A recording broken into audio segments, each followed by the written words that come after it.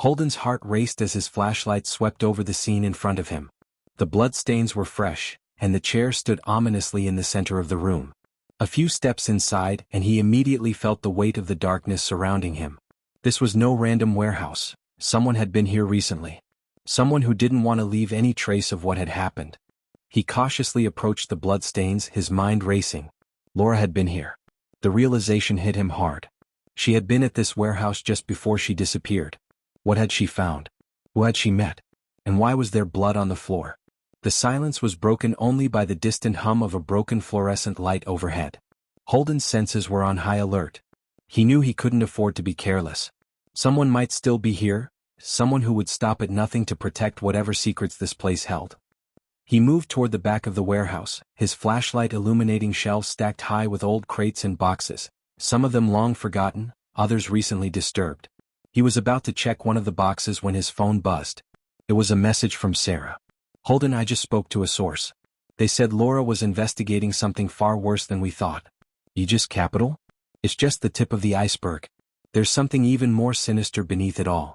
They've been laundering money, yes, but they've also been involved in something far darker, something linked to organized crime. Be careful. This isn't just a corporate cover-up.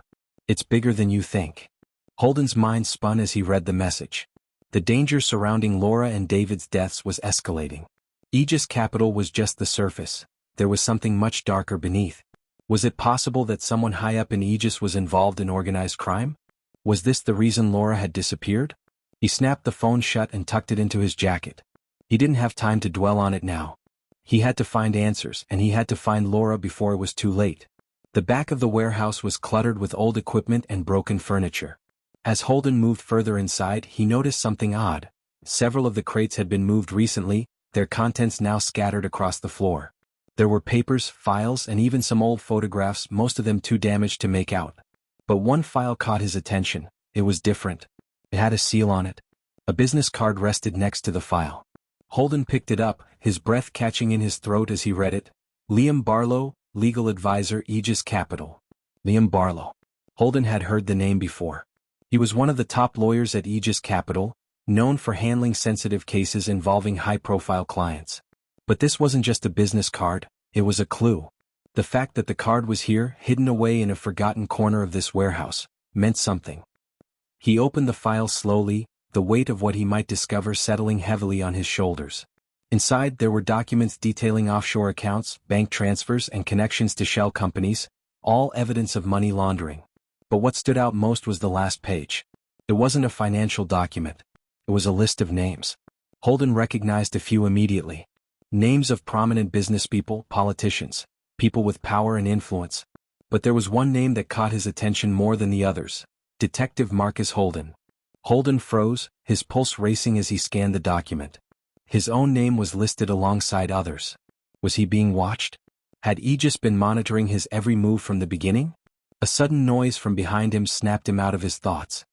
He spun around, his hand instinctively reaching for his gun, but he stopped short when he saw a figure emerge from the shadows.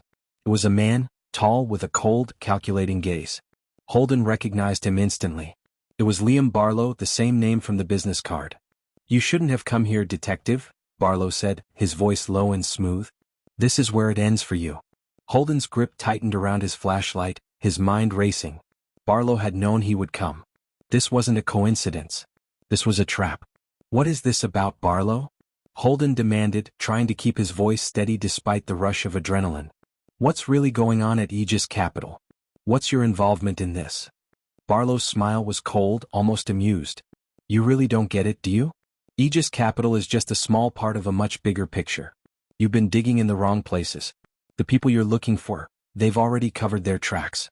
But you're too much of a problem to be ignored." Holden's mind raced. Who were these people and why were they so powerful? And why was Barlow trying to kill him now? It was clear that Barlow wasn't just a lawyer. He was deeply involved in something far darker than Holden had imagined. "I'm not leaving without the truth," Holden said, his voice steady now, despite the fear bubbling up inside him.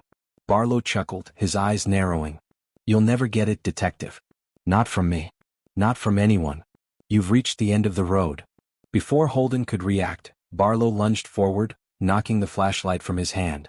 The two men struggled in the dark, their movements chaotic and desperate. Holden managed to push Barlow off, grabbing for his gun, but Barlow was fast. He reached for something inside his jacket, and Holden instinctively took a step back, his hand hovering over his weapon.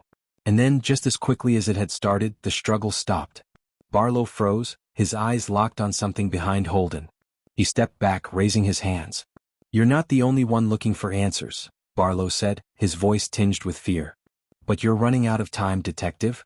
Before Holden could react, a loud bang echoed through the warehouse. He turned just in time to see a shadowy figure darting behind a stack of crates, the sound of footsteps quickly fading into the night.